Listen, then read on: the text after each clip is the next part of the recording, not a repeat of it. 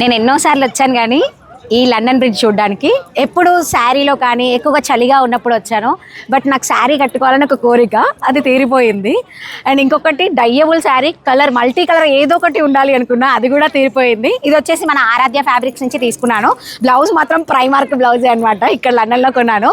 Next వచ్చేసి London bridge చూడగానే ఎవరికైనా ఏం గుర్తొస్తుంది తెలుసా? మనకి London bridge is falling down అని ఒక రైమ్ గుర్తొస్తుంది. నాకైతే ఫస్ట్ అది చూడగానే నోటికి అది వచ్చేస్తుంది. అండ్ ఇంకొక విషయం ఏంటి అంటే, ఎప్పుడు కూడా వాటర్ ఫ్లో అనేది చాలా తక్కువగా ఉండేది. నేను వచ్చినప్పుడు ఆ బేబీ కూడా చెప్పింది, ఇంత ఫ్లో నేను కూడా ఎప్పుడు చూడలేదే అని చెప్పి.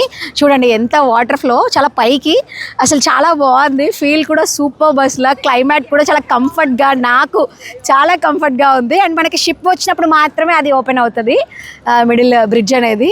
అసలు చాలా వాటర్ ఫ్లో ఉంది. లోపల బోట్ ఎక్కడానికి కూడా ట్రై చేస్తాం మేము ఎక్కినప్పుడు, అది కూడా వీడియో తీస్తాను. నేనైతే చాలా ఎక్సైట్మెంట్ ఉన్నాను, ఎందుకు అంటే నాకు నచ్చిన రీల్స్ చేసేసుకున్నాను అనమాట.